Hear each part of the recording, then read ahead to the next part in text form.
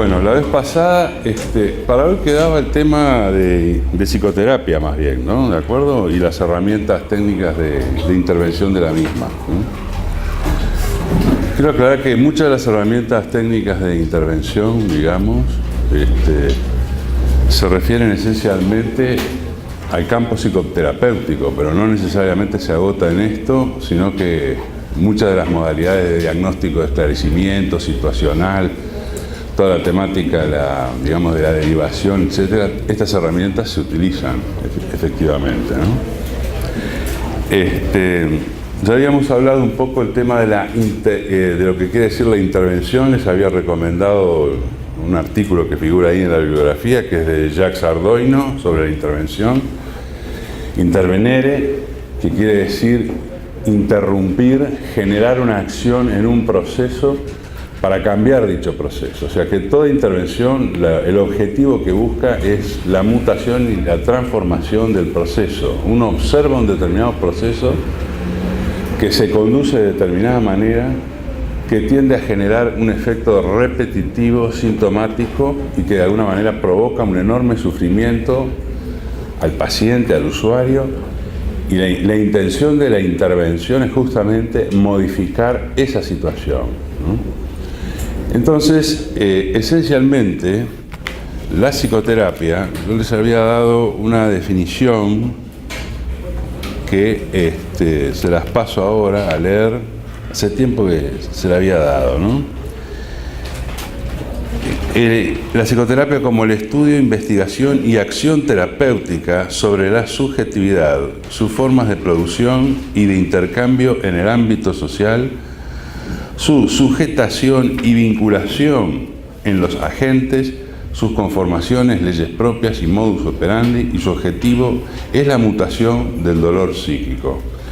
Esta es una definición genérica que yo doy en uno de mis artículos, que es el artículo dedicado a Introducción a las técnicas psicoterapéuticas. En realidad hay que leer la primera parte de ese artículo, las primeras dos partes, que es la concepción teórica, y que de alguna manera lo que trata la psicoterapia es la transformación y la mutación del estado sufriente del paciente o del usuario, y que dicho proceso se da a través de una metodología concreta. Cada corriente psicoterapéutica tiene sus metodologías ya conformadas y aprobadas por larga data de experiencia clínica, y por supuesto porque las investigaciones en psicoterapia han dado pie a que efectivamente tienen una eficiencia ya comprobada en sí mismas, ¿no? Dicha eficiencia se corrobora sobre todo en las primeras 12 sesiones. Ya hay un grado de eficacia del propio tratamiento, y que se extiende hasta el año, digamos, ¿no? En el primer año. Por eso muchos de los seguros sociales en diversas partes del planeta, y el plan que tenemos nosotros de salud mental, establece de pronto la secuencia de 12 meses y luego renovación a 24 meses en los modos de intervención 2 y 3 del mismo plan, ¿no? Los modos de intervención 1 son 3 modos de intervención del plan, en donde la herramienta básica es la psicoterapia en todas sus modalidades y en todos sus dispositivos: modalidad de psicoterapia individual, de pareja y familia, de grupo, y que permite de alguna manera establecer que en el modo 1 es prevención, apoyo ante situaciones críticas y de emergencia y de diagnóstico situacional. Entonces todos los modos 1 son cortos, son de 12 sesiones, 15 sesiones, no llegan a más, digamos. Son módulos abiertos, ¿no? Sobre todo en lo que es la psicoterapia grupal, es un modo abierto que te permite entrar y salir, digamos. Y después los modos 2 y 3 ya son con contratos cortos, digamos, breves, pero de medio y largo alcance. El de medio es el de 1 año y el largo es el de 2 años, ¿de acuerdo? Que se renueva al año de concluir la primera secuencia. Es de 1 vez por semana, en general todos los encuadres tienen ese dispositivo de 1 vez por semana, independientemente de las corrientes teóricas técnicas, digamos, que se apliquen en el mismo. Pero retomando un poco el tema, nosotros decíamos esencialmente que el tipo de intervenire, o sea, lo que es la intervención específicamente, es para mutar, es transformar una situación de estado. El sufrimiento el sufrimiento psíquico es una situación que tiene dos niveles, o uno, o es crítico, en el sentido de que marca una disrupción, ¿no? O sea, es una situación de crisis. Dicha situación de crisis es un cambio del equilibrio formalizado que el sistema ha tenido y que de pronto varía, ya sea por causas endógenas, ¿no? Causas internas del sujeto, ya sea por causas externas. En líneas generales, las causas endógenas siempre tienen un lazo con algo de la realidad externa. No sé si me explico. O sea, que algo se produce en esa realidad externa. Igual no quitemos que a veces hay causas endógenas que provocan una crisis, ¿no? Que tienen que ver de pronto a veces con disfuncionalidades hormonales, etcétera, ¿no? O sea, biológicas, del bios, del soma, ¿no? Y hay otras que tienen que ver con dinámicas internas psíquicas, ¿no? En donde el sujeto de pronto empieza a adquirir, a aumentar su nivel de angustia, porque sus niveles de simbolización, digamos, no son los adecuados ante el nivel de angustia. Y acá quiero decir una cosa que es muy importante dentro de los procesos mentales. A mayor simbolización, a mayor capacidad de pensamiento organizado, menor angustia. Hay mayor angustia cuando hay incapacidad para pensar situaciones. Situaciones tanto de dolor interno como situaciones sintomatológicas, ¿no? De repetición de conductas y no se sabe por qué. Y eso provoca un sufrimiento, conductas que al sujeto le molestan, en definitiva. Y por tanto no hay un procesamiento simbólico. Cuando no hay un procesamiento simbólico, ¿qué quiere decir? Que el aparato simbólico mental no puede absorber la cantidad de energía que este mismo produce y no puede entender hacia dónde se dirige la misma. Con lo cual se gana la angustia, y esa es esa situación que ustedes observarán y van a observar, en donde la persona está en una suerte de desasosiego. Si esto se continúa así, o cae en depresión o reacciona violentamente para encontrar y descargar la acción de la angustia. O sea, esta descarga es necesaria porque, si no la puede descargar, entra a deprimirse el sistema, porque el nivel de energía es demasiado alto y tiende hacia cero, tiende a estabilizarse. Y es en este sentido que o el sujeto se deprime y vos ves que paulatinamente inhibe sus acciones vinculares, etcétera, ¿no? No quiero salir, se va dejando, se va quejando, se va dejando estar, no se baña, etcétera, etcétera. Eso quiere decir que entra en un estado depresivo. No quiere decir que es un trastorno de personalidad, no quiere decir nada por ahora, porque no estamos haciendo ninguna técnica de abordaje, ¿se entiende? Estamos enunciando que está en un estado depresivo o de tristeza. La otra es salir del estado depresivo, y la forma de salir del estado depresivo es fundamentalmente catapultando la angustia hacia un objeto que se toma como paranoico o como perseguidor, y por tanto uno puede descargar la energía allí. Entonces se vuelve violento. ¿Y vas a hacer una pregunta? Sí, porque me suena al principio de placer de Freud lo que estás diciendo. Sí, es parecido. Aunque es una mezcla del principio de placer con el principio de realidad, ¿no? O sea, lo digo por lo siguiente, porque el principio de realidad en Freud no es la realidad que viene del objeto hacia adentro, de afuera hacia adentro, ¿no? El principio de realidad en Freud es la capacidad de simbolización que tiene el sujeto. Porque la simbolización es la herramienta que nos constituye para entender lo que nosotros llamamos realidad. ¿Se entiende esto? En realidad la realidad es una construcción simbólica. Es una co-construcción que el sujeto hace con los objetos concretos empíricos, que todos nosotros hacemos. Es como la definición de verdad en Foucault.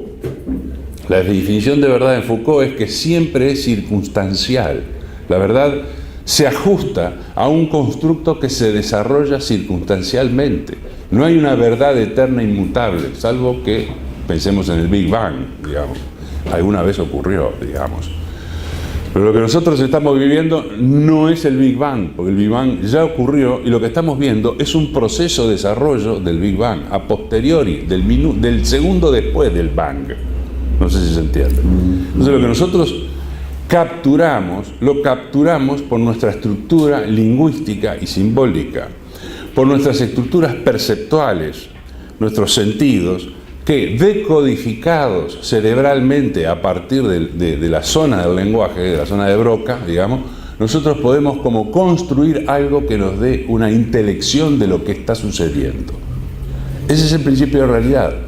El principio del placer tiene que ver con sistemas homostáticos, donde angustia crece, y para que la angustia baje, digamos, hay que producir esto que tiene que ver con el campo de lo simbólico, o si no, descarga placentera o descarga agresiva.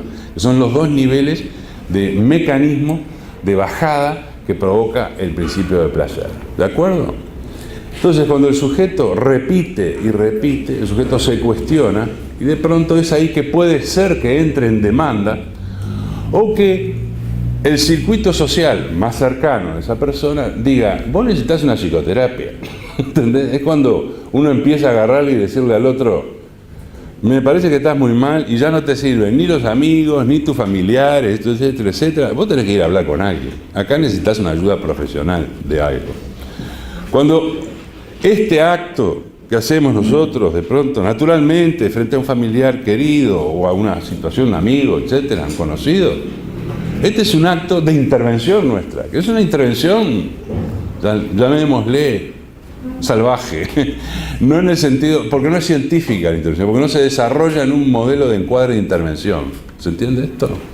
Sino que es una intervención puntual que uno como amigo al otro le dice, che, me parece que vamos a tener que recurrir a la ayuda de algún profesional porque esto ya no da para más. Cuando pasa esto, uno está haciendo una intervención para provocar un cambio. Y esta es una intervención sauvage o es una intervención natural que ayuda, ojo, ayuda muchísimo. Cuando nosotros hablamos intervención en psicoterapia, es todo un dispositivo que interviene, que se prepara para intervenir. El dispositivo es lo que denominamos anteriormente en clases pasadas, es el encuadre, ¿de acuerdo? Pero el encuadre es la parte visible del dispositivo, ¿no? Y que se prepara para realizar la intervención. Para que la intervención sea eficaz, tiene que haber transferencia, un buen nivel de implicación, y tiene que tratar de haber por lo menos un índice básico de transversalización. Eso es lo que pensamos de socioanálisis nosotros.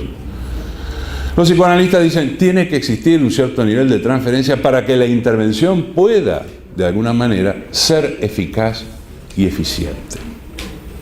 Y la intervención, cuando nosotros hablamos de las formas de herramienta de intervención, es un acto puntual que se define directamente por las formas de la herramienta técnica, que en líneas generales hay verbales, ¿no? Que son, en general, la mayoría son de técnica, de la herramienta técnica de la intervención clínica es verbal, y puede ser por otros medios, puede ser escritural. Acabamos de hacer un trabajo, más bien una estudiante hizo un trabajo de final de grado sobre justamente el uso de lo escritural en la psicoterapia. Es un tema muy interesante porque es no muy profundizado, ¿no? O sea que en los últimos 20, 30 años se está profundizando esa tecnología de intervención, digamos, ¿no? El uso de la escritura en la psicoterapia. O directamente la intervención puede ser con indicaciones, con técnicas de trabajo. Esto es, ejemplos, ¿no? Algunos ejemplos como los juegos que introduce el psicodrama o la Gestalt en las terapias de grupo o las terapias familiares o de pareja, digamos, o inclusive también a nivel individual, ¿no? El juego de la silla vacía, la inversión de roles, el soliloquio, el monólogo, etcétera, son todas tecnologías de acción, ¿no? Donde abre un espacio para que el sujeto se exprese de otra manera, que no es exclusivamente lo verbal, ¿de acuerdo? Y esas también son técnicas de intervención. Pero en líneas generales, cuando uno comienza un tratamiento, sea del palo que sea, un tratamiento psicoterapéutico, las primeras intervenciones son siempre verbales, porque el lazo social privilegia el lenguaje hablado, el habla, y por tanto, dichas técnicas tienen una sintonía en la relación de la construcción del lazo social. y que esto es lo que permite después establecer sistemas de confianza y de empatía para poder después armar otro tipo de intervenciones que pueden ser paraverbales, o sea, que pueden ser de tipo gestual, expresivo, etc. ¿De acuerdo? Hubo ejercicios muy específicos, como utiliza a veces la bioenergética, ejercicios de respiración, etc. En las clases que vienen yo voy a ir invitando a algunos colegas, ¿no? Para la clase que viene es 5, ¿no? 5 de mayo. Sí. Voy a invitar a Denise Defey. Denise Defey fue docente de esta casa de estudios. Fue profesora adjunta de la Facultad de Medicina, o sea que es una persona más que reconocida en el campo universitario y de investigación científica. Nos va a hablar un poco sobre la psicoterapia focal, que me parece como una buena introducción, porque la psicoterapia focal tiene esa cualidad muy situacionista, ¿no? Está inspirada fundamentalmente en el psicoanálisis aplicado, evidentemente, a campos como los hospitales, etcétera, ¿no? Pero fundamentalmente en el ámbito hospitalario, ¿no? Bien, las intervenciones clínicas, ¿no? La herramienta técnica, tenemos varias, ¿no? El esclarecimiento, el señalamiento, la interpretación, la confrontación, la indicación, digamos. Esas son las que vamos a desarrollar en la clase de hoy, digamos. Todas son formas verbales, estas, ¿no? Las repito: esclarecimiento, señalamiento, confrontación, interpretación, construcción, me estaba olvidando de una, construcción e indicación. Las voy a escribir así, las tenemos más claras, ¿no?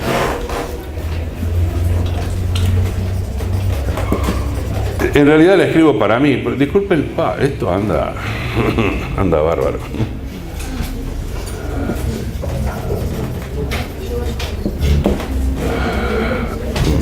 Esclarecimiento, señalamiento, interpretación, confrontación, construcción, indicación. Eso, 1, 2, 3, 4, 5, 6. Lo que vamos a ver es un poco la forma, digamos, morfológica de cada una de ellas, ¿no? O sea, cuál es la lógica que está imperando, cuáles son los objetivos que persiguen cada una de estas, ¿no?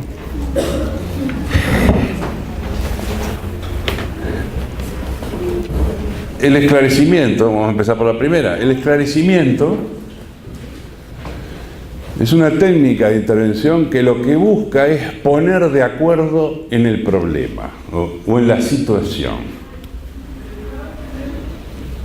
¿Qué quiere decir esto? Quiere decir que la persona sufriente, el paciente o el conjunto de pacientes, ¿no? Puede ser una entrevista familiar o de pareja, comienzan hablando de su situación, de sus problemas, de lo que lo aqueja, del dolor que sienten.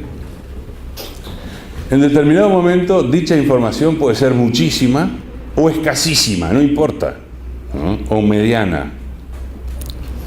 Pero de cualquier manera, es importante que en determinados momentos, casi en los finales de la entrevista, iniciales o en las entrevistas iniciales, el terapeuta o el analista trate de no hacer un resumen, pero sí de aclarar determinados tópicos del monólogo o del discurso del paciente o de los pacientes o de los usuarios. ¿Se entiende? O sea, como aclarar la situación.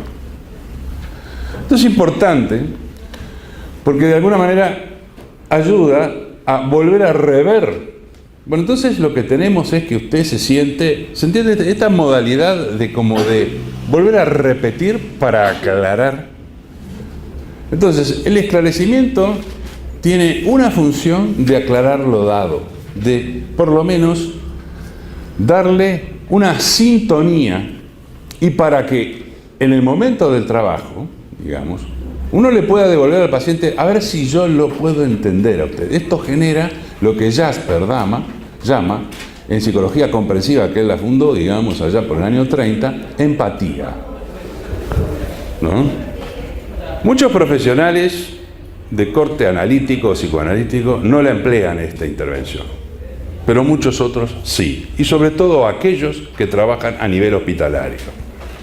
A nivel de crisis y de urgencia es fundamental tener claro en dónde uno está pisando. Y la pregunta clásica en el esclarecimiento, ¿hay algún dato o alguna cosa más que aparezca que es importante, que usted considera importante para decirme? ¿Se entiende? O sea que uno tiene que esclarecer la situación. Porque a veces, en los procesos psicoterapéuticos, el volver a repetir aclara o confunde, pero por lo menos sabemos que está bien confundido y en qué niveles se confunde, en cuáles son los puntos del discurso que el sujeto se confunde y cuáles son los momentos en que la persona tiene niveles de claridad. O sea que el esclarecimiento es una herramienta para uno, pero también es una herramienta para el otro. Y esta es mi concepción en este punto de vista, en donde cualquier intervención siempre tiene el rasgo implicativo, porque cuando uno habla como terapeuta, como analista, queda de acto implicado en el dispositivo. Con esto, borro de un plumazo todas aquellas tendencias ingenuas y naif que tenía el psicoanálisis en sus primeros tiempos de una objetividad objetivante, digamos, ¿no? De una construcción como desvinculada del otro, y como que si no tuviera, como que si su verdad, como si su palabra fuera una verdad revelada. ¿Se entiende esto? Y esto es muy interesante porque después, con los años, el psicoanálisis va a dar reverto a esta situación, y es justamente Jacques Lacan el que plantea que la verdad del sujeto no es la que dice el psicoanalista, sino que la verdad del sujeto es la que dice el sujeto, que es distinto. Que la verdad se le revela al sujeto por su propio mecanismo. Y que en realidad el analista ayuda a los procesos de simbolización creciente en donde el sujeto revela su propia verdad. O sea que la verdad no está del lado del analista, no sé si se entiende. Y esto es muy importante porque esto es un quiebre que produce Lacan con el resto del psicoanálisis, y lo produce este quiebre nada más ni nada menos en el primer seminario allá del año 1953, o sea, cuando yo nací. El tipo larga esto y provoca una verdadera eclosión, digamos, ¿no? Digo, el tipo, el gran profesor, ¿no? Que era, ¿no? Y en este sentido es muy importante porque el esclarecimiento como técnica de trabajo, como técnica de intervención, también ayuda en muchos casos a conformar lo que va a ser el dispositivo de instalación, de lo que llamamos dispositivo de instalación, o sea, lo que es el encuadre y lo que es el contrato. Porque cuando uno también aclara lo que es la forma de trabajo, también está esclareciendo en función de que esa forma de trabajo puede ser operativa y funcional para la situación dada. ¿De acuerdo? El esclarecimiento también sirve como una manera de armar como un mapa con el otro, situacional, de los dolores y de los sufrimientos. Pero también en el esclarecimiento, cuando uno va esclareciendo o se va co-construyendo este esclarecimiento, no solamente es una cartografía situacional, sino que además se produce otra cosa. Inherentemente, toda forma de esclarecimiento trae un análisis sociodinámico de la situación, porque en general tiende a historizarse, e historizar la problemática. Siempre sobre el material, ¿se entiende? Siempre sobre el material dado. O sea, se trata de historizarla, de generar un efecto historiográfico y cartográfico de la situación, que a ti te permite entonces entender que determinados momentos de crisis en el pasado tuvieron que ver con determinadas situaciones, con determinadas personas, ¿no? Y que luego en el presente de pronto se pueden volver a reiterar con otras personas, con otros escenarios, o al revés, lo mismo, se puede volver a reiterar lo mismo. Pero lo que nosotros vamos a buscar digamos, en el esclarecimiento desde nuestro lugar son los puntos disposicionales que provocan la situación de emergencia o de crisis. Y punto disposicional es un punto crítico del emergente, decía Pillon Rivière, que es cuando, de alguna manera, lo latente, lo encubierto, lo tapado, lo inconsciente, se hace luz.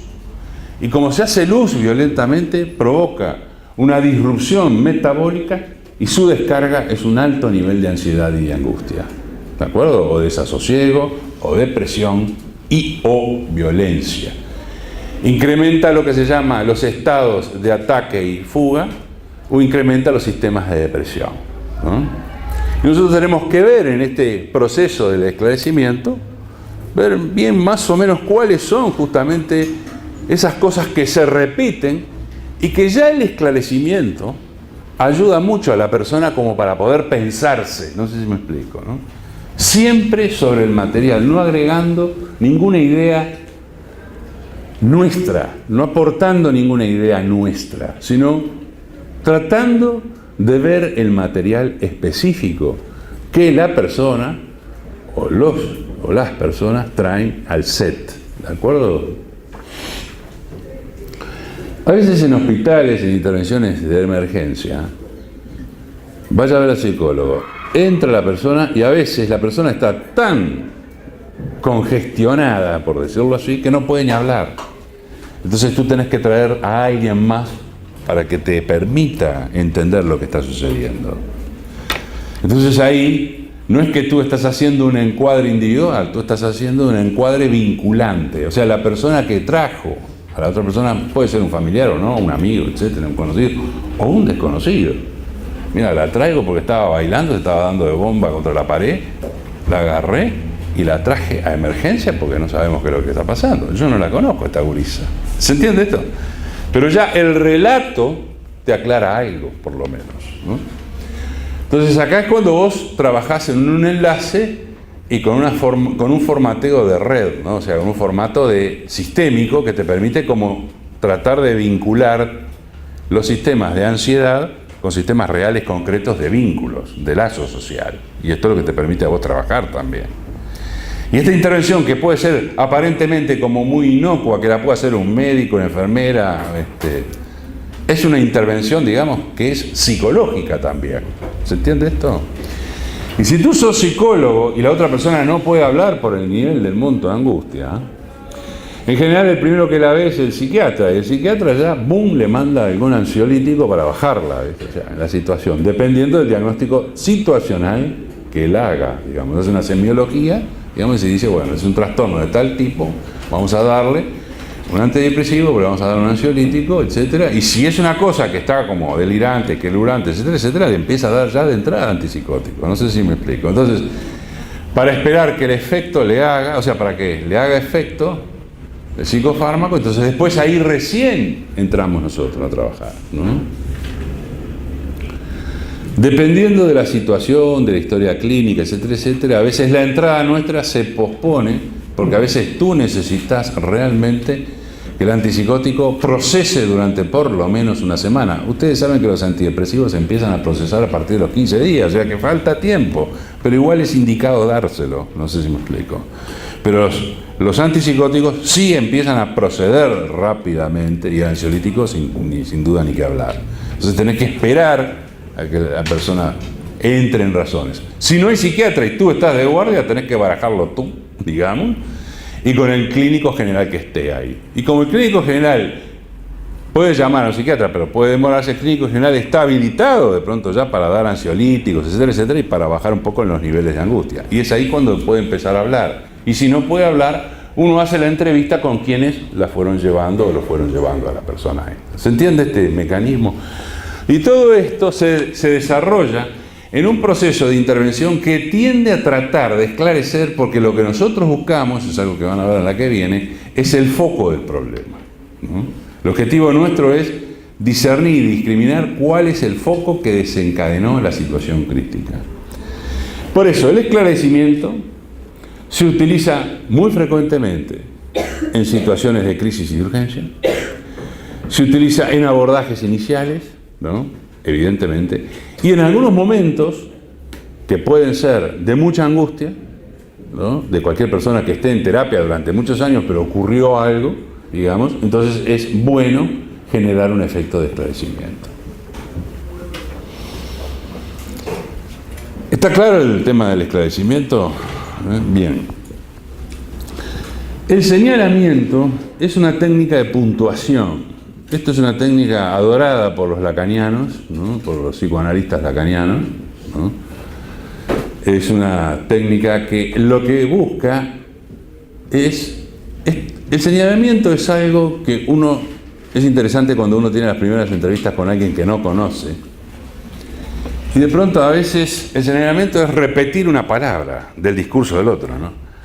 Entonces de pronto una persona viene diciendo, no, lo que corro. Por ejemplo, dice la palabra yo corro porque me corro de ahí, me corro de allá, sale, ¿viste? Y de pronto uno en determinado momento, para puntuar el nivel de recepción, ¿no? Esto es interesante, ¿no? Entonces el señalamiento también te sirve, toda intervención que hagas tú, toda intervención que hagas, mide también los niveles de recepción de tu palabra sobre el otro, porque a veces uno habla y como cada vez uno habla y no sabe qué pasa, ¿entendés? Pero en un tete a tete, en un grupo más pequeño, digamos, vos ves cómo tu palabra pega o no pega, si llega o no llega, digamos, si es eficaz o no.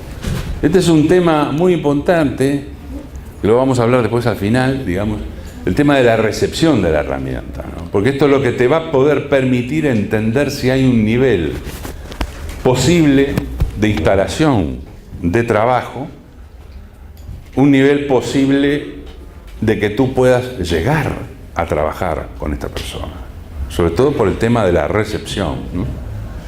Entonces el señalamiento es una técnica muy interesante porque a veces vos decís, la persona viene hablando de corro, porque me corro de acá, que esto, que lo otro, me corrieron, entonces vos de pronto decís, lo corrieron, así, como si fueras lo corrieron, entonces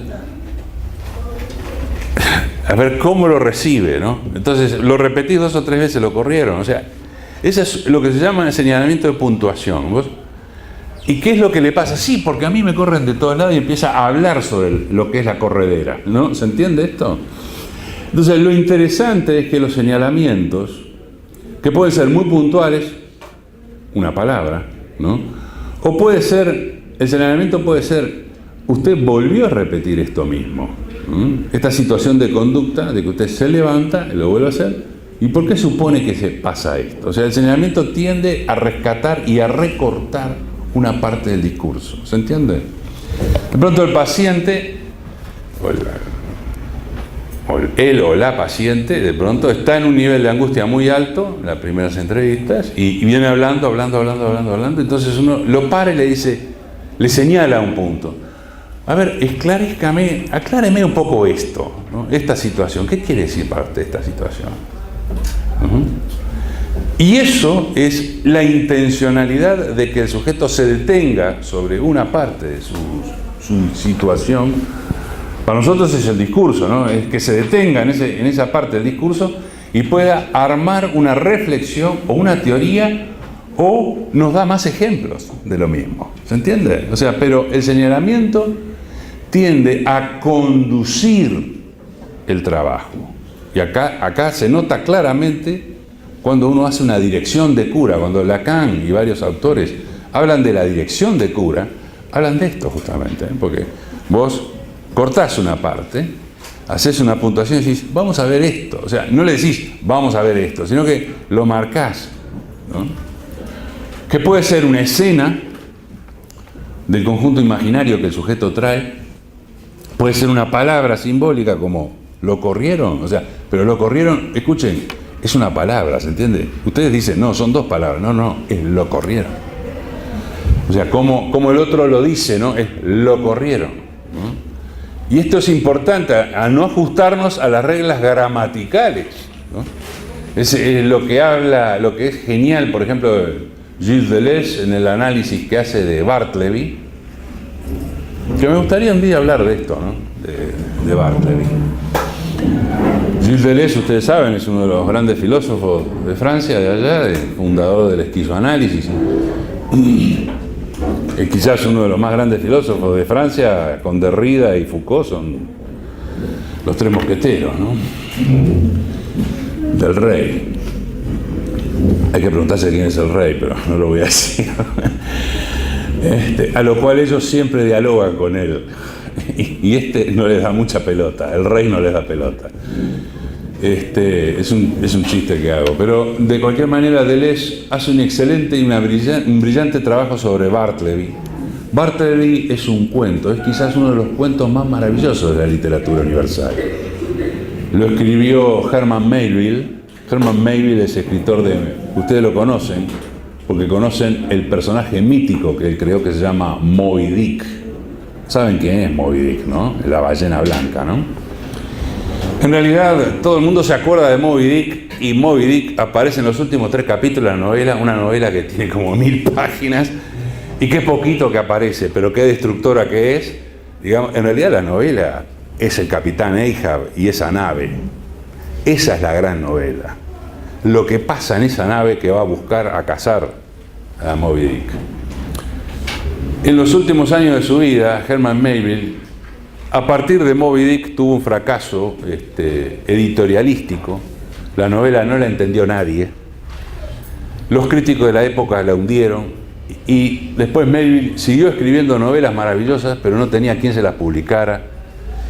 Y vivió trabajando como escriba. Ustedes saben que en aquella época, en el siglo XIX estoy hablando, ¿no? Fíjense en que Moby Dick fue publicada en 1850. En el siglo XIX no había computadoras ni máquinas de escribir. La gente usaba lo que se llama el escriba, y el escriba usaba una tinta y escribía, ¿de acuerdo? Entonces en las oficinas se contrataba escribas. Él terminó sus años escribiendo en una oficina escriba, y escribió uno de los cuentos más maravillosos que se llama Bartleby. Bartleby es el nombre del personaje, ¿no? Que tiene una frase espectacular. Es un escriba que es contratado en un lugar, es casi como autobiográfico, digamos, en una parte, por suerte, ¿no? Entonces Bartleby empieza a generar un síntoma que el patrón de Bartleby dice: bueno, páseme en limpio estos documentos. Entonces él, hasta que en determinado momento Bartleby le dice la frase: preferiría no hacerlo. Es una frase que en español suena suave. En inglés suena muy dura. I prefer not to do. Y es una frase que es rara porque es un ejemplo de frase que es correcta y es incorrecta gramaticalmente. Y justamente Deleuze va a decir que esa frase provoca un efecto de parálisis en el otro. Porque es una frase en donde dice una afirmación y una negación. Preferiría es una afirmación, ¿no? O sea, hacia adelante, no hacerlo. Entonces es una frase que suena, en español suena medio así: preferiría no hacerlo, ¿no? Es una frase que muchas mujeres tendrían que aprender a decir, y varios hombres también, ¿no? O sea, ante la demanda, preferiría no hacerlo. Es muy buena la frase, ¿no? Porque además deja... Bueno, el cuento es una maravilla. Sugiero que lo lean después en internet, en algún momento, en el fin de semana. Se van a dar cuenta de lo que es el cuento. ¿Cómo se escribe? Bartleby, como suena, con B larga. Bartleby, con Y al final. El autor es Melville, M-E-L-L-B-L-E, Melville, Herman Melville. Lo interesante es que de pronto, esto venía a cuento de lo siguiente: que una frase tiene una potencia devastadora, y es lo que va a decir Deleuze en el artículo, ¿no? El artículo está en Clínica y Crítica. Es un libro que es una recopilación de Gilles Deleuze, de los últimos libros de él, antes de morir.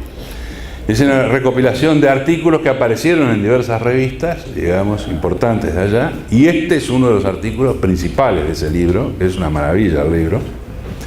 en donde vincula la literatura con la clínica, ¿no? Hace una vinculación, un lazo vinculante muy poderoso. Un lazo vinculante que lo habían hecho casi todos, ¿no? Bueno, ni que hablar que Freud utilizó la literatura como una herramienta de trabajo a su piacere, digamos, ¿no? Para hablar que uno de sus conceptos fundamentales tiene el nombre de la tragedia, ¿no? De Sófocles y de Esquilo, digamos, hay que darle vuelo, ¿no? A esto. Es más, hay varios psicoanalistas, entre ellos yo digo siempre que el primer psicoanalista es William Shakespeare, no es Freud, ¿no? En realidad Freud le robó a Shakespeare, ¿no? Y bueno, Harold Bloom dice que en realidad lo que nos hace humanos es Shakespeare. Shakespeare es el autor que nos hace humanos a todos. Porque realmente si le aplicás el DSM-5 a todas las 48 obras de Shakespeare, dice que te haces una papa espectacular, ¿no? Es brillante. Pero justamente el señalamiento lo que tiene es rescatar ese pedazo de discurso que aparece con una virulencia y que puede ser significativo y que es importante que el sujeto, que la persona se detenga y empiece a asociar a partir de allí. O sea que muchas veces un señalamiento repetido puede generar un insight. Un insight es un proceso de visión interna o de toma de conciencia. Toma de conciencia que es de alguna manera es cuando aparece y se arma algo en la cabeza de uno y genera una novedad. Es novedoso porque puede capturar algo del pasado, una rememoración, o puede el mismo funcionar como una explicación absolutamente, diametralmente distinta a las explicaciones que nos hemos venido dando de por qué hacíamos las cosas que hacemos. Y ya desde ese esa explicación a partir de un señalamiento va a implicar, digamos, una modificación personal. ¿Se entiende esto? O sea que de pronto el señalamiento coloca al analista en un lugar en donde detecta en su discurso un significante esencial. O sea, una palabra o un conjunto de palabras, como el ejemplo de preferiría no hacerlo, que anuncia el devenir de una situación, que anuncia algo que se va a producir y que se está produciendo. Y esto tiene que ver justamente con las teorías de Austin, de Wittgenstein y de varios más, en esta capacidad que tiene el lenguaje performativo, ¿no? O sea que el lenguaje preforma las condiciones de existencia del sujeto. Por eso, digamos, la importancia de tener en cuenta el tipo de intervención verbal que nosotros desarrollamos, ¿no? Entonces, el esclarecimiento muchas veces tiende a recortar ese aspecto del discurso, devolverlo y ver si eso llega y si produce una modificación sustancial en el proceso. ¿Qué pasó? No, que dijiste el esclarecimiento, estamos hablando del señalamiento. Perdón, señalamiento, tenés razón, es un lapsus. Viste que el inconsciente a uno le pega en cualquier lado, ¿no? O sea, al menos es algo que tengo que esclarecer y no estoy esclareciéndolo de pronto. Yo qué sé. Bien, voy a dejar enseñamiento e interpretación. Vamos a ver interpretación. Porque la confrontación es una técnica muy específica que se desarrolla en otros ámbitos, pero porque es una técnica muy bien desarrollada por Kember y por Heinz Koyut, ¿no? Son dos psicoanalistas norteamericanos, ¿no? Pero sí, se desarrollaron en Norteamérica. Uno es chileno, Kember es de origen chileno y Koyut es de origen austríaco, digamos, pero su trabajo fue fundamentalmente en Estados Unidos. La interpretación es quizás la herramienta princeps de Freud, digamos, ¿no? Quizás es la herramienta fundamental, digamos, para el psicoanálisis y para muchas, para la Gestalt, digamos, o sea, de la psicoterapia gestáltica, digamos, o sea, adquiere como un nivel de potencia de interpretación. La interpretación es una hipótesis, o sea, es una inducción, ¿no? En donde uno establece, el analista, el terapeuta, establece una hipótesis del por qué está sintiendo lo que está sintiendo en esos momentos, ¿no? Entonces es una hipótesis en donde uno argumenta, donde uno da una argumentación Y en general se hace de forma interrogativa, porque si la haces de forma asertiva depende de la persona que tengas enfrente. Porque a veces la interpretación de forma asertiva la tenés que realizar, depende de las condiciones y características de la personalidad. Pero en líneas generales, la interpretación tiene una modalidad interrogativa. Y no será la clásica, ¿no? Y no será que esta situación que tú estás teniendo con tu novio es similar a lo que te pasó años atrás con este otro novio. Y no será también que de alguna manera esto tiene que ver con una forma que vos tenés de colocarte frente a los problemas y discutir de la manera que lo haces con tu madre. Sácate, ¿viste? Eso es como tirarle una artillería pesada, ¿no? O sea, como agarrar y decir, ya, saqué todos los volúmenes y ahí tienes tú. A ver, vamos a arreglarnos con eso. ¿Se entiende? Es una hipótesis. Es una hipótesis que es, de alguna manera, una pequeña construcción circunstancial y situacional. La interpretación siempre es situacional, ¿no? Porque rescata lo situacional del presente. No es una interpretación a la personalidad del paciente, esto hay que tenerlo muy claro, sino que es a la situación concreta que amerita allí lo que está ocurriendo. Y que de pronto uno hace una lectura desde otro lado, a partir, y siempre a partir del material dado por la persona. Nunca metan un material de otro lugar, ni de la biblioteca, ni se amparen en la biblioteca. ¿Se entiende? No, porque esto, usted no tiene que explicar nada. Eso lo hacía Freud en las primeras etapas, ¿no? Cuando se necesitaba explicar las cosas, entonces le explicaba a la gente lo que era el inconsciente, ¿viste? Etcétera, etcétera. No, porque mire que es una parte de su mente. Era el pionero y tenía que abrir el campo. Hoy no se tiene que explicar nada porque el concepto de inconsciente en aquella época no era un concepto, si bien lo usaba Goethe, ¿no? En el Werther, digamos, y Goethe es del año 1800, ¿no? Y Heine, y el romanticismo alemán, y el Sturm und Drang, ¿viste? Alemán, etcétera, todos los movimientos literarios hablaban de ese amor apasionado, inconsciente, bla, bla, bla, y se hablaba del concepto de inconsciente, no era, digamos, una cosa como vulgar, de uso vulgar. ¿Se entiende esto? Entonces, Freud tenía que esclarecer y aclarar, aparte en la medida que iba construyendo las cosas, le aclaraba hasta al propio paciente situacionalmente lo que quería decir. Entonces la interpretación viene a cuento fundamentalmente de poder entender y de relacionar. O sea, la interpretación es una hipótesis que relaciona momentos distintos. La interpretación tiene que producir el efecto de una asociación a posteriori. O provoca el efecto de una revelación, como decir, ¡pah! El otro dice, se sorprende y dice, yo no lo había pensado nunca de esa manera. Y o continúa en una asociación que profundiza la interpretación. ¿Se entiende esto? Entonces, hay la sorpresa, la profundización a raíz de la interpretación y también la resistencia. De ninguna manera, no tiene nada que ver. Es lo que le dice Robert De Niro cuando, ustedes habrán visto la película Analízame. Es muy divertida. Otra tareita para el fin de semana. Bájenla, es una comedia espectacular. Robert De Niro hace de un mafioso del estilo bien como él los interpreta, digamos una bestia, ¿no? Un carnicero absoluto y total, que tiene ataques de pánico. Después de matar a chiquicientos, ¿viste? Le viene el ataque de pánico. Entonces se le ocurre que lo tiene que ver un psiquiatra.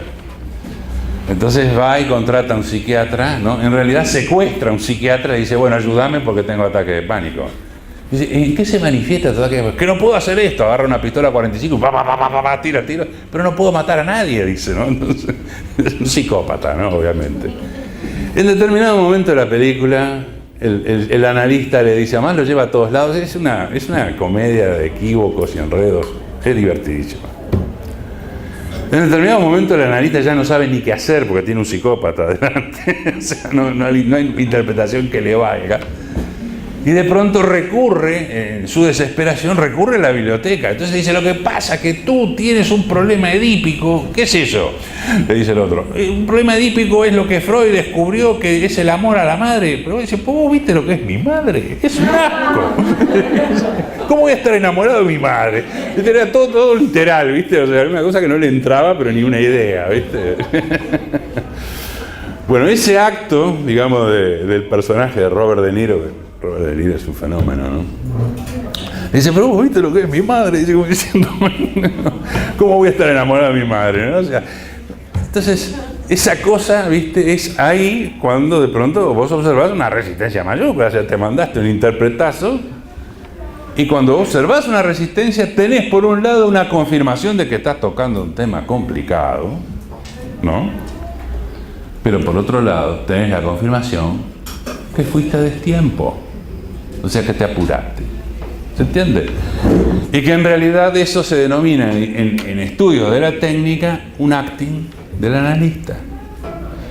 Porque el acting no es solamente la prerrogativa del paciente, ¿no? Salí enojado y choqué el auto. Salí enojado de la sesión y choqué el auto. Ese choque tiene que ver con la terapia. Y ese choque tiene que ver con la terapia con un mensaje directo al analista. No sé si se entiende, ¿no? O sea que, ojo al gol, ¿no? O sea, los actings son actos presimbólicos que el sujeto descarga de alguna manera. En general los actings son semiviolentos o agresivos, ¿no? O autoagresivos también, ¿no? Estaba cortando la papa, me distraje y me corté con el cuchillo, ¿no? O sea, ese es un acting. Pues si vos prestás atención no tenés por qué cortarte. Pero esta distracción, ¿no? Y de pronto el acting que se puede mandar un terapeuta, un analista, es apresurarse en su interpretación. Porque acá hay también que pensar que hay momentos en lo que se produce como señalamiento, esclarecimiento, interpretación. Yo les dije el timing de lo que son las intervenciones. El timing de la intervención no es en el momento en que yo lo tengo claro, intervengo. Ese es un error. Ese lo hace el terapeuta novato. El que empieza, lo tengo claro, se lo digo. Ya me quedó claro, se lo digo. No. Eso parece, ¿viste? Una especie de eyaculación precoz. No lo tengo claro, lo tengo ping, ¿viste? No. Stop. Detengámonos. No se trata de eso. ¿Tú lo tienes claro? Aguarda el instante. Porque esto, uno tiene que ser como un samurái. Uno tiene que sacar la espada en el momento que el samurái saca la espada para cortar. No la saca para mostrarla. Mirá qué lindo que es, no. Cuando lo sacó, ya cortó. ¿Se entiende? Ustedes tienen que, es lo mismo que el tirador profesional. Cuando saca el fierro es para tirar, es para matar, no es para amedrentar, es para matar. ¿Se entiende? Lo mismo el samurái. Y uno, como cuando es un analista, tiene que, cuando saca, es para sacar. O sea, no es para, ¿viste? A ver, exploremos. No. Entonces uno tiene que detenerse. No es que en el momento en que yo lo tengo claro, le tiro. No. Esto tiene que, en el momento que sea adecuado para él. ¿Y cuándo es el momento adecuado para él? Esta es la técnica que uno aprende en la supervisión clínica. Y lleva, ¿saben qué? Años hacerse ducho en eso. No es una cosa de que no hay una fórmula. No sé si me explico. La fórmula la dio algebraicamente Pillon Rivière. Pero es una fórmula algebraica, digamos, que dice más o menos así. Dice que cuando lo emergente por determinados signos significantes empieza a proceder y a manifestarse, ese es el momento de la intervención. ¿Les aclara algo? Algo, pero no te dice cuándo. Efectivamente, no te dice cuándo para cada persona, porque cada persona es distinta. Entonces, la intervención nuestra no tiene que devenir en el momento que a mí se me aclara. El momento que a mí se me reveló algo es porque, ojo al gol, entiendo algo, pero puedo también estar autoengañándome. No sé si se entiende esto. Entonces uno tiene que revisar el nivel de esclarecimiento que uno ha adquirido, el nivel de visibilidad que uno ha adquirido. Por eso la interpretación, en su respuesta, tiene estas: sorpresa, profundización por parte del analizado, ¿no? O sea, por parte del paciente, profundización o abrupta negación. Para ello es muy interesante el artículo de la negación de Freud, que es maravilloso, digamos, en donde el uso del no, el sujeto se parapeta, no, de ninguna manera, no es así, no tengo nada que ver, que esto, que lo otro, como Robert De Niro hablando de la madre horripilante, digamos, ¿no? Entonces, en este punto es importante porque la interpretación siempre es situacional, a diferencia de la construcción. La construcción es una técnica de intervención. Perdón, antes de pasar a la construcción, ¿les queda claro el tema de la interpretación? O por lo menos, sobre todo para entender una primera aproximación a la misma. Dale, sí, preguntita. Sí, no, la parte dice que tú decías que la interpretación tiene como tres momentos, que es la negación, la sorpresa y la profundización. ¿Qué vendría a ser la profundización? ¿Es el timing, el tiempo de esperar a que el otro...? Mira, la profundización es cuando el paciente, al recepcionar la interpretación, empieza a producir, a asociar sobre la interpretación y a producir o a dar nueva información. Por ejemplo, es cierto, a mí me ha pasado, porque esto que me pasó, sí, es cierto, eso me pasó con esto. O sea, empieza a profundizar la situación. O sea, la línea que tú le tiraste es como una plomada, empieza a funcionar hacia adentro. Y en esa profundización, de pronto, la interpretación ocurre que genere una rememoración. Puede producirla. Ahora me vino a la mente, me acordé que una vuelta con mi tío sucedió tal cosa. No sé si se entiende, ¿no? O con un primo, o con fulanito me pasó tal cosa. ¿Se entiende? O sea, me recordé esto. Eso quiere decir profundizar. O sea, va en la misma línea de la interpretación y la persona profundiza. Quiere decir ahí, en ese caso, que la interpretación fue eficaz, fue eficiente y fue dada en un momento justo. ¿Se entiende esto? Entonces, eso se llama profundización, digamos. La otra es, digamos, la sorpresa, ¿no? El sujeto queda como conmocionado porque nunca lo había pensado. Entonces, en la sorpresa, en la conmoción, de pronto puede ocurrir algún recuerdo, un llanto de abreacción, digamos, ¿no? Porque tiene razón, nunca lo había visto así, pero tiene razón, entonces lo que aparece es una angustia y un llanto, porque el llanto no quiere decir pernicioso, ojo, miren, hay llantos que tienen esa cualidad de la tristeza. La tristeza es un estado de llanto, es muy revelador de uno. O sea, cuando uno está triste y llora por sí mismo, por los acontecimientos que ha vivido, no solamente es una descarga, sino que es una revelación para uno, ¿no? De sentir su condición humana y de sentir su vulnerabilidad y su fragilidad personal, ¿no? El yo siempre trata de parapetarse en sistemas de seguridad, ¿no? O sea, de que me pongo esta pilcha porque me da seguridad, me pinto el pelo porque me da seguridad, me hago esto porque me da seguridad, me hago aquello por esto y por esto y por esto. Yo qué sé, uno hace cosas para obtener sistemas de seguridad, pero cuando de pronto uno recuerda situaciones comprobadamente jodidas, hablando mal y pronto, uno se entristece, y la tristeza tiene esa cualidad psicoafectiva que es reveladora, y a veces una interpretación nos inunda de tristeza. Pero el asunto es que la tristeza no paraliza como la melancolía o los estados depresivos graves. Porque la tristeza es un estado que permite la creatividad también, ¿no? Por eso Pillon decía que los poetas son tristes. Cuando le preguntan a Pillon ahí, Vicentecito Lima, digamos, en el famoso libro de Conversaciones con él, que es precioso ese libro, digamos, ¿y cuál es el sentimiento que siempre lo ha albergado a usted? Y dice, la tristeza, ¿no? O sea, Pillon era un hombre triste, por eso era un tipo que podía ser muy cómico cuando él hablaba, digamos, tenía un joke. ¿Qué es lo que pasa con Woody Allen y con todos los maestros del género de comicidad, ¿no? Vos los rascás y tiene una profunda tristeza. En este punto es cuando la interpretación se ha transformado en una cosa eficiente. Ahí adquiere una cierta eficiencia. Decime. No, me quedo como resonando que ella dijo 4 momentos. Yo creo que son respuestas, ¿no? Son las respuestas a la situación de la interpretación. Como reacciones del paciente. Claro, es la respuesta del paciente frente a la interpretación, ¿no?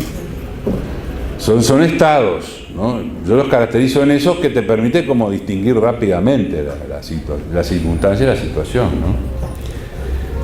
Y además la interpretación no debe de repetirse, no debe uno estar insistiendo. Esto es una técnica de trabajo, digamos, y esto es ya clínicamente de años, ¿no? O sea, uno no puede estar repitiendo la interpretación, porque si uno la repite y no hay eficacia, es porque en realidad el que está en resistencia es el analista y no el paciente. ¿Qué quiere decir esto? Quiere decir que le estás cerrando al bizcochazo de pronto, estás construyendo algo que no lo es. Y acá lo que quiero rescatar es cierto nivel de incertidumbre en nuestro trabajo, porque no hay como una veracidad absoluta en nuestro trabajo, ¿se entiende? No es una cosa de modelización, no estamos trabajando con un objeto concreto, ¿no? Que lo podemos hacer lo que quiera, ¿no? Sino que estamos trabajando con una subjetividad que además se está moviendo, que se mueve, ¿no? No es una cosa o sea, por eso hablamos más de fractales, ¿no? De una cosa que está en movimiento, que de pronto uno la captura en determinadas circunstancias, y una interpretación puede ser válida en determinado momento de la vida de una persona e inválida en otros momentos. ¿Por qué? Porque la superó o porque construyó otra cosa y está en otro estado. Y esa interpretación pudo haber sido funcional en un periodo del pasado. No sé si me explico en esto, ¿no? O sea, toda intervención se produce, por eso digo que toda intervención de esta se produce en un momento como muy puntual y muy específico, y que tiene una eficacia puntual, ¿no? No es que... Acá hay cosas interesantes, ¿no? El tema es qué es lo que construye el paciente a posteriori las interpretaciones. Semanas después de una interpretación puede construir un sueño y traernos de regalo un sueño, en transferencia se llama, ¿no? O sea, hay una frase de Winnicott que a mí siempre me impactó mucho, que dice: uno se puede enfermar por un sueño, ¿no? Y Winnicott, que para mí era un clínico brillante, ¿no? Cuando digo clínico brillante es porque es gente que observa cosas y piensa las cosas en función de eso que le aparece como novedad. Y justamente él decía que a veces un sueño no solamente es la resultante de una fuerza del inconsciente, sino que el sueño puede ser lo performativo de lo que va a venir para el sujeto. Es lo que va a cumplir el sujeto. Y esto, por eso son muy importantes la producción onírica o la producción de las formaciones del inconsciente que surjan a posteriori de una interpretación. Y una interpretación no es que en todo momento uno la está haciendo en todas las sesiones, ¿no? Y que saca una artillería de interpretaciones, porque no se trata de eso. En realidad, si uno observa inclusive hasta los grandes casos de Freud, hay 4 o 5 interpretaciones en procesos largos. ¿Se entiende esto? Lo demás es un sostenimiento de trabajo. O sea que las interpretaciones no es una cosa de que yo, saco así y empiezo a disparar como si tuviera una ametralladora, ¿no? Algo le voy a pegar. No. No es que siempre tengo que hacer una interpretación. No es una regla esto. Sino puede caerse como una suerte de interpretosis, como muy bien se señaló en determinadas épocas. Los estudios que se han hecho sobre... Ricardo Bernardi tiene un estudio bárbaro sobre la acción del terapeuta, ¿no? Sobre los pacientes. Y el estudio decía que en la década de los 60, como había mucha influencia del esquema kleiniano de Melanie Klein, ¿no? Vos entrabas y te estaban tirando con una artillería pesada, que era una cosa brutal, ¿no? Porque si tenías, discúlpeme, entrabas al set, ¿no? O sea, entrabas de pronto, te saludabas al analista y decías: mire, discúlpeme, ¿tiene un toilet? Porque claro, venís de la calle, vaya nomás. Entonces te señala el toilet, vos vas, cuando entras, se ve que tiene usted ganas de orinarme.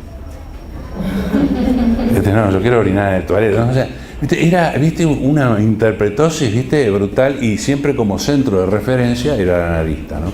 Llueve, tiene ganas de orinar. ¿Me entendés? O sea, era como una traducción en simultáneo.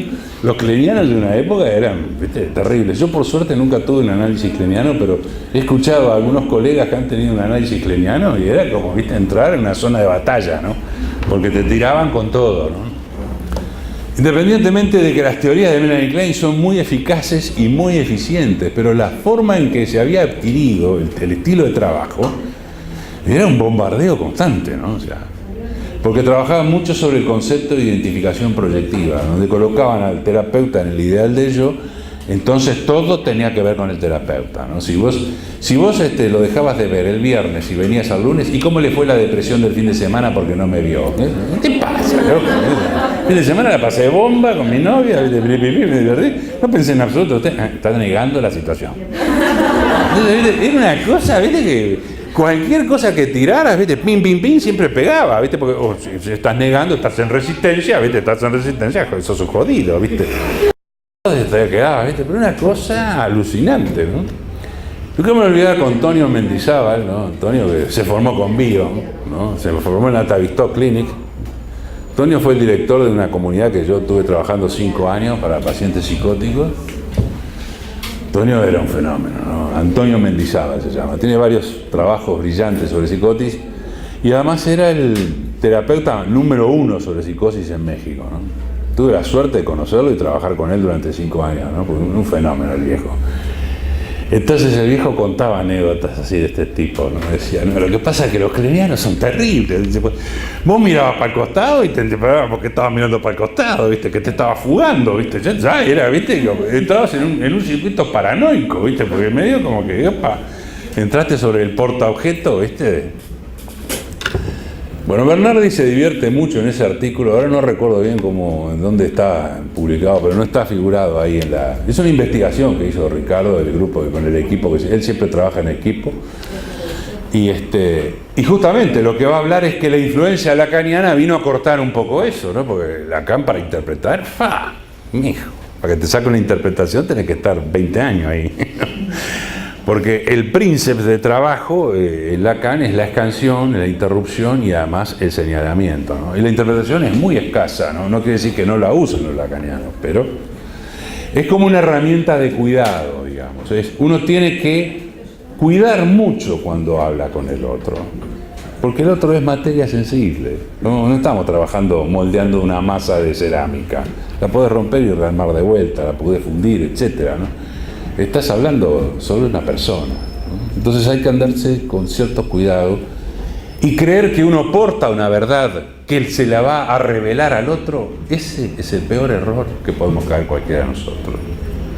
Porque la verdad, como dijo muy bien Lacan, es algo que se construye desde el otro lado y en todo caso uno es como que alumbra una zona y el otro es el que va caminando. No sé si se entiende, ¿no? O sea que en la dirección de cura uno va alumbrando zonas y es el otro el que realiza el proceso, porque es el otro el que se pelea con la otra persona, la que se acuesta, la que goza, la que sufre, la que llora, la que se enreda en problemas, la que tiene que pagar, la que no paga, etcétera, ¿se entiende? Entonces, uno no es el revelador, uno no es una especie de comunicador con los dioses, como son los chamanes, donde te baja con la verdad revelada, ¿no? Uno no es un oráculo. ¿De acuerdo? Y a veces ocurre el peligro que varios colegas se creen que son oráculos, digamos, ¿no? De que de pronto, como saben mucho o tienen una cierta apreciación de lo que le está pasando, ya construye una verdad sobre la persona y eso es un acto contratransferencial resistencial. Alouche decía, Jean Alouche, que va a venir ahora en julio, quizás uno de los analistas más impresionantes de Francia, vivos, digamos, Jean Alouche decía que comprender es entrar en resistencia. Cuando uno comprende demasiado, y esto es realmente la psicoterapia, es vivir una zona cierta incertidumbre donde uno alumbra determinadas cosas y el otro va caminando y va desarrollando su proceso. Y en este sentido es el efecto de acompañamiento lo que esperamos realizar. La construcción,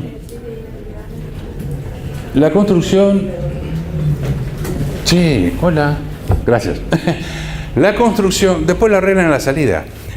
La construcción es algo similar a la interpretación, ¿no? Construcción, acá está. Me salteo la confrontación. Estoy en construcción, porque es similar a la interpretación.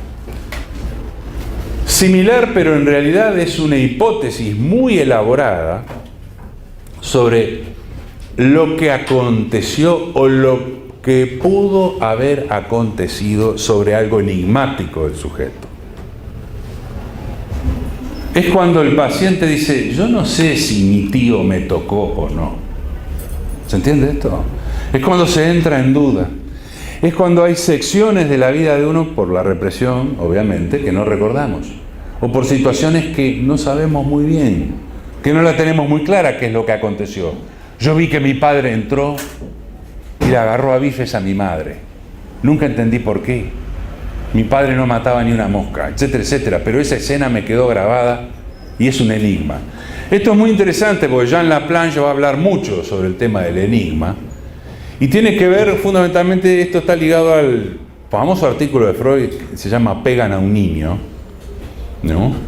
En donde a veces la recurrencia de las fantasías tienen que ver con enigmas de uno. Cuando uno fantasea una cosa y se hace una novelita, porque todos son novelitas en potencia, todos lo somos, porque inventamos cosas, y de pronto nos inventamos un personaje que no somos, o de pronto inventamos secuencias diurnas, ¿no? De fantaseos diurnos, en donde somos la estrella principal del planeta, obviamente, ¿no? Y donde nos pasan determinadas cosas, ¿de acuerdo? Eso siempre nos sucede, estamos en el ómnibus, así en ese estado meditativo choto, digamos, y de pronto, tin, tin, tin, van cayendo y nos inventamos una historieta, o vemos a alguien lindo, nos inventamos una historia. Entonces, permanentemente estamos inventando historias. Ahora, cuando las historias siempre tienen el mismo guión, hablan de un enigma de nosotros, hablan de un sistema de compensación, ¿se entiende? ¿Por qué? ¿Y por qué quieres ser el principal del planeta? Sí, porque en un momento lo fuiste. En un momento determinado, tu mamá, tu papá te pusieron en ese lugar maravilloso del cual te diste cuenta rápidamente, o más o menos más tarde o menos tarde, digamos, te diste cuenta que sos uno más, ¿no? Y peor cuando vienen los hermanitos, eso ya es catastrófico, ¿entendés? O sea, rápidamente te das cuenta que sos uno más, ¿eh? Alguien más ahí adentro. Y entonces todos los sistemas de compensación de fantasías tienen que ver con sistemas enigmáticos o situaciones que a nosotros nunca nos quedó claras. ¿Por qué me agredió? ¿Por qué pasó tal cosa en la familia? No lo tengo claro. Entonces ahí es cuando interviene la construcción.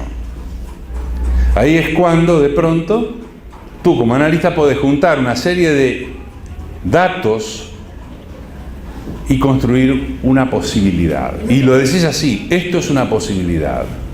¿Eso se comunica? Se comunica, sí. Es cuando vos largás la comunicación y decís, esto podría haber ocurrido, puede ser que haya ocurrido esto, esto y esto y esto. Esto es casi como Sherlock Holmes. ¿Se entiende?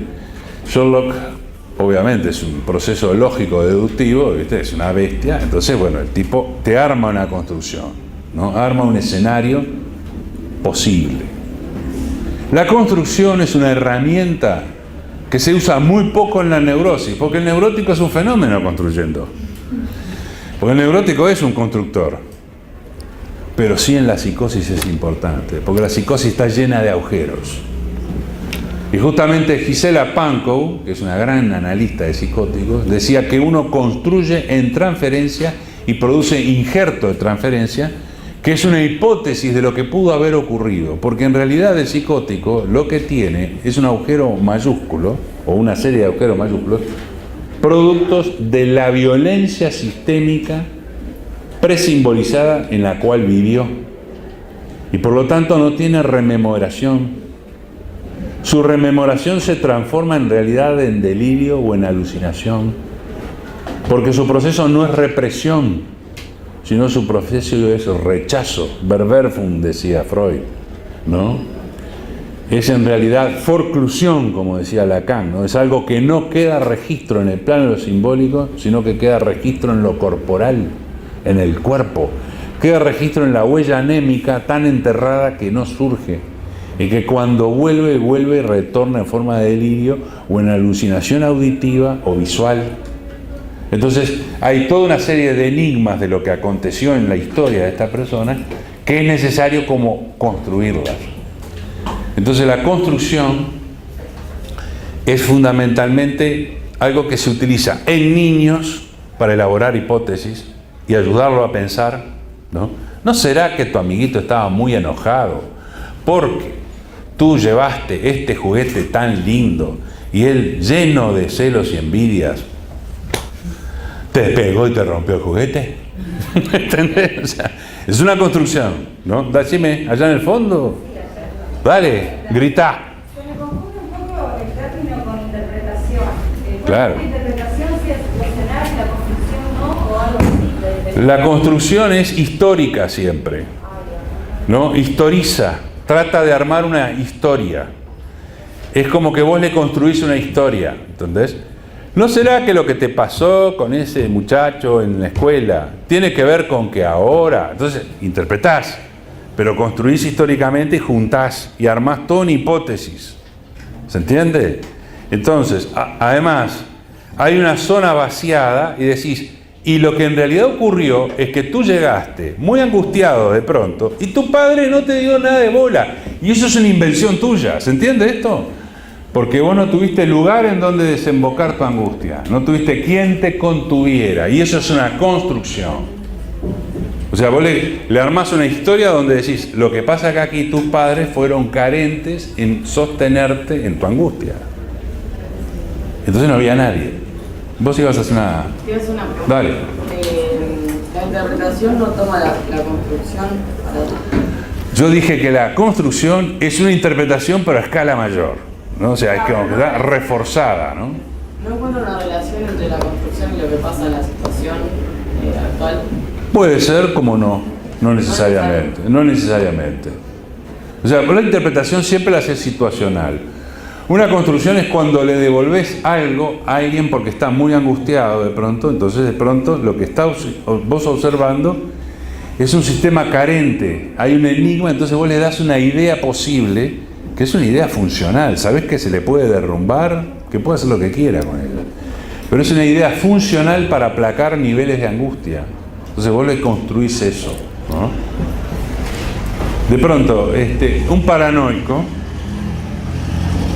para que haya un paranoico, alguien de la parentalidad familiar tiene que haber fungido como panóptico, pero panóptico vertical, pero complicado, ¿no? O sea, con mucha violencia. Esto es algo que te lo da la clínica ya de años de comprobación de siglos, por decirlo así.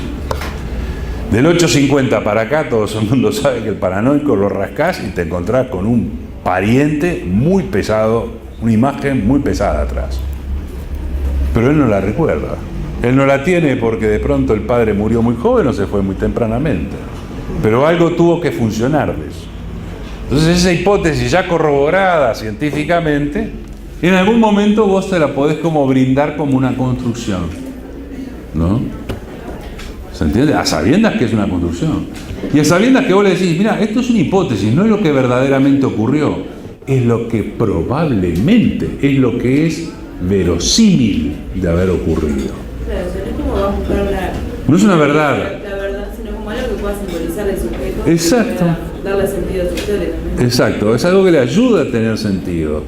Y es algo del orden de lo verosímil, no de lo que realmente haya sucedido. ¿Se entiende esto? Entonces, por eso es una construcción, o sea, es una cosa que está armada, está pegada, digamos, con hipótesis de la verosimilitud, ¿no?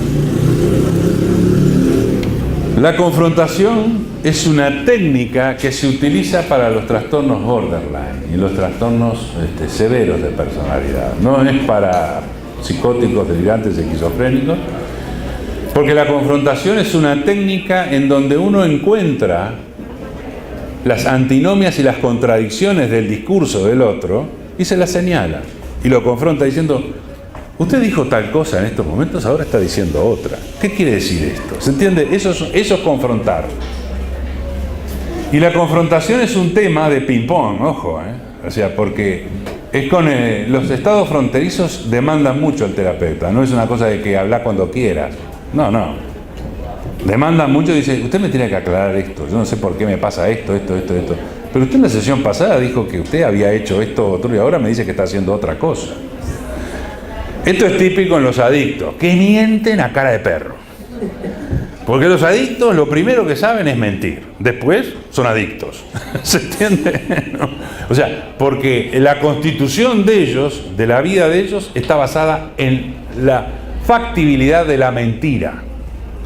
Entonces el autoengaño es permanente. Entonces, justamente en el trabajo, te exige a vos un sistema de confrontación. Por eso son muy agotadores el trabajo con borderline. Te cansa mucho, te quedás pero fundido de las sesiones. Tenés 3 sesiones con 3 fronterizos, te digo la verdad que tenés ganas de pedir agua por señas, ¿viste? Porque uno se agota, ¿viste? Porque uno está atendiendo, ¿viste? El orden del discurso, pin, pin, pin, y de pronto, ¿viste? Sabés que te está matando a mentira, ¿viste? Porque además la ves. Entonces vos tenés que decir eso. Si no, pero yo acá vengo a la verdad, a decir la verdad. Sí, decir la verdad, pero si también me mentís a cara de perro y te mentís vos. O sea, entonces uno entra en un pimponeo y eso es un sistema de confrontación y sobre todo en fragilidades narcisísticas. Puse el ejemplo de los adictos porque es más claro, ¿no? Pero en otros, como el caso de la divina película de Blue Jasmine, de Woody Allen, famosa, la que gana Cate Blanchett del Oscar, te van a ver ese personaje que se autoengaña permanentemente, ¿no? Que cree que vive en un mundo ¿no? Y de pronto la aterrizan a trompadas ahí adentro. Y justamente ese sistema, digamos, de confrontación que es lo que te permite esto. La indicación es el príncipe de las derivaciones, es otro. Eso lo vamos a dejar para la que viene. ¿De acuerdo? Quedamos entonces con indicación. Buen fin de semana largo. Hasta luego.